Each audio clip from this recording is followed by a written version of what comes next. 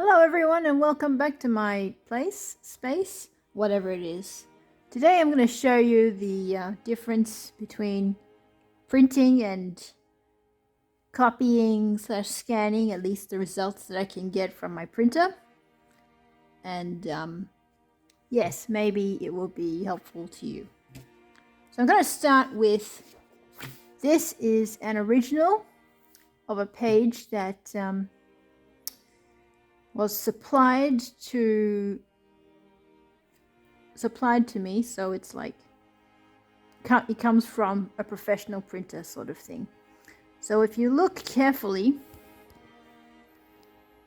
it's very nicely printed. It's basically what you would expect from a professional printer, even though it's black and white. You have some nice resolution here. You've got nice shading. It's all very sharp, and the color is a nice grayscale that you want. Like, for example, here, the logo, background, and stuff. Okay, so it's very easy for me to tell that this is from a professional printer, not just because of the quality and how there's no streaks or anything on it. But also you can tell from the paper size, because this is American paper. The size is what's known to the rest of the world as US letter. That means it's slightly wider and slightly shorter than what everyone else uses, which is A4. Okay, so that's how you can tell. So this is one of the original sheets that I have. Another one that I've got is this one. I've also considered this as a master, okay, or high resolution sheet, because it's printing about the same quality as the previous. Okay, see, it's really nicely printed, even though it's on A4. Your usual ATGSM. This is a bit thicker, right? You can hear the difference. But this is quite nicely printed, nice and sharp, no streaks, nothing. So that's why I've called it a supplied high resolution or a master. Okay. Now, the machine that I have is actually quite an old one. It's capable of printing color, so CMYK, 4-color printer, cyan, magenta, yellow, and kerning, which is black. Okay. For this comparison, I'm only covering black and white print. So it's just basically printing black on white only. I've used this page as a copy. So I've used this to copy, like I've used the photocopy function from my Epson stylus CX9300F or something. I'll show you later. I use this to copy onto this. Now, if you look carefully, it's very easy to tell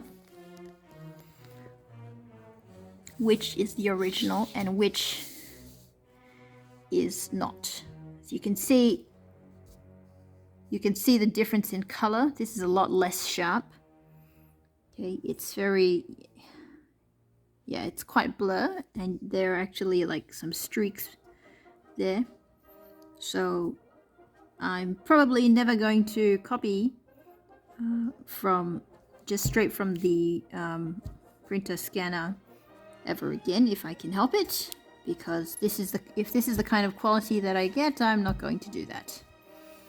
Okay, so on each of the pages that I've used or that I've produced, I've made some notes there. If you test out your printer and your computer's capabilities, I suggest you do that too. Just make a note of what you do and then what you get out of it. That way, even if you don't remember what you did, you can come back to it much later and be like, oh, this is what I can get. So this was a straight copy. I used only the printer, so no computer was involved. I copied it from the flatbed scanner, with good high resolution original, that was this page, on A4 paper. So there's no size difference here. It's just, that's the kind of quality that I got. So I'm not going to do that again if I can help it. Okay. Then I started using my Windows computer. Windows computers is very good for Epson, my Epson at least, because I can choose to use black ink only. With a Macintosh, you can't do that at all. Even if you choose it, it's still gonna eat up your colored inks, which I don't want to do that because I'm stingy and ink is expensive. So here's I'm gonna check this aside for a sec so you can see. Here is the differences between the master. Okay, and this is what I did. I used Windows computer. Print quality was normal. Okay, I set it to normal, and I used Foxit Phantom PDF. This is a free open source program that you can download, and I set it to grayscale. And cold paper means that I left it overnight out of the packet or the ream of paper. So you can see there's a little bit of white streaks here. It's not as clear or sharp as your as the master there.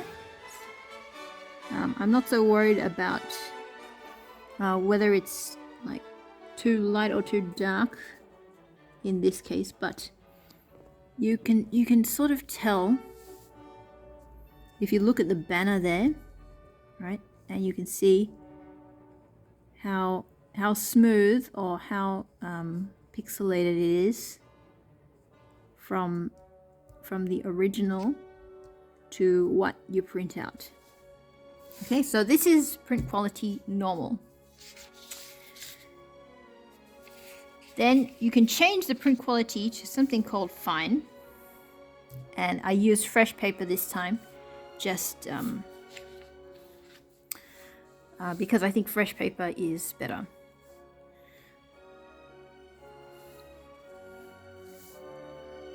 So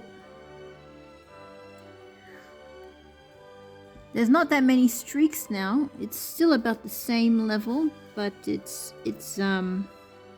you have less of this kind of spots. In the previous one there were actually more. So if you look here and you look here, you can see, right, it smudges a little bit, right, but here there's less of that. Okay, so this is print quality fine,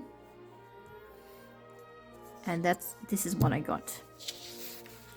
Now after this, I don't have any notes on what I call it, because this is what I have got out of my computer and my printer combined.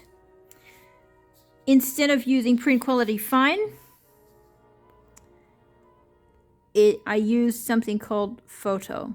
Okay, and you can do that and still choose black ink only, which gives you grayscale, which is good enough for what I was printing here. All right, and you can see the quality is quite satisfactory to me, because everything is this is as good as I can get. You might be able to print this on your printer, in which case awesome, but this is what I'm quite happy with, so I'm probably going to use this as much as I can now. Everything else was the same, only I selected from the drop down menu photo quality. So when you print a photo, you want to do that as well. That gives you the best printing quality that you can get from your machines. Okay, so you've got the nice light gray background there, and then all your light gray is here as well. easy enough to read, and sharp enough to see. Right. I'll also make a note about when you load your paper, because I think it's made for the world. So when you extend your paper loading tray, you don't want to extend it, especially if you're using A4 paper. You don't want to overextend, right? Because otherwise you can get something like this. Okay, you can see this is probably what happened for like an overextension, or it just didn't feed through properly. So you can have the corner folded up, and it just smudges and crinkles your paper. Okay, because if you overextend, it thinks that the paper is probably this width and not this width, or yeah, if it just doesn't feed through properly, then there's not much you can do about it, but you can just like keep an eye out, because you have to cancel that page at least and start again, or at least that's what I can do. Yeah, but if I print something for a book, and this is the page that I get, I wouldn't put this in the book. So I will always be looking for the best that I can print.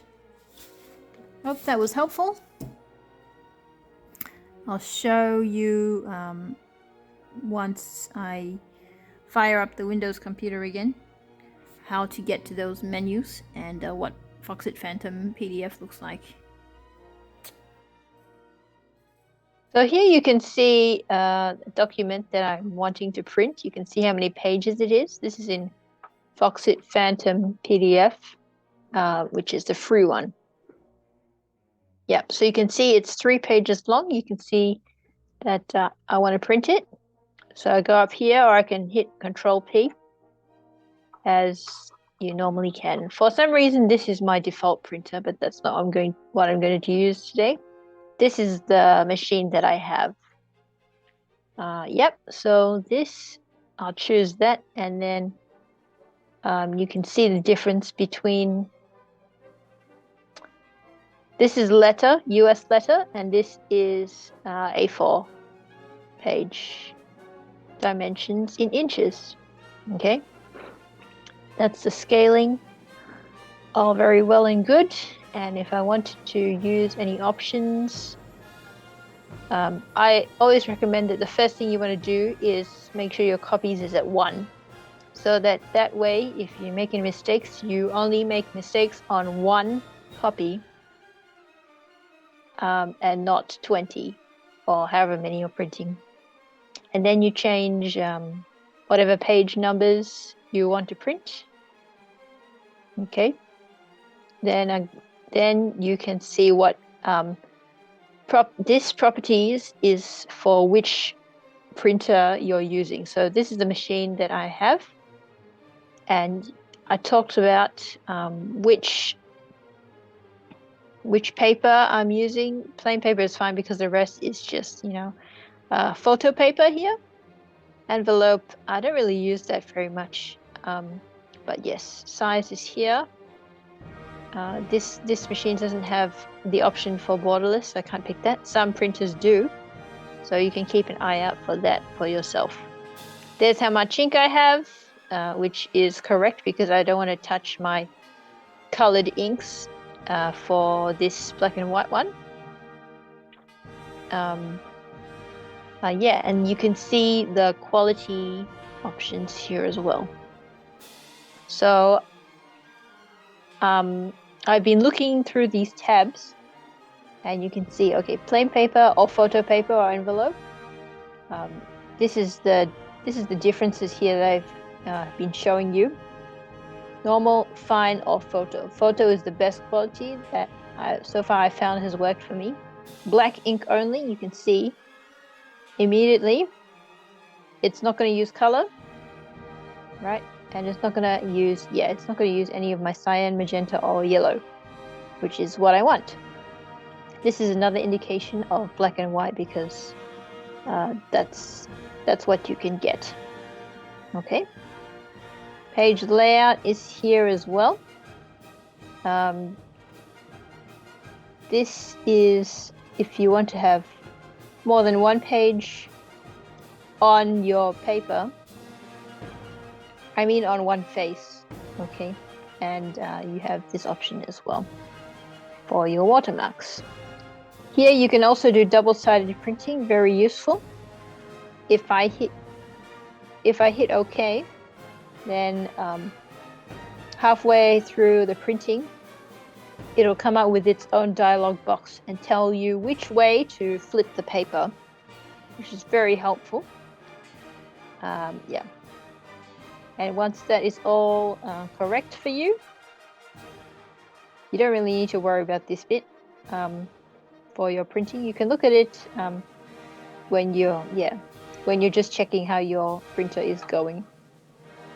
But for printing, you don't really need to use that. And once you have all your settings in place, you press OK, and then you should be good to go. Or unless you're printing more than one, then you come back and adjust your copies. But make sure that you do the same thing for your first copy. All right. Hope that was helpful. Have a good day, guys.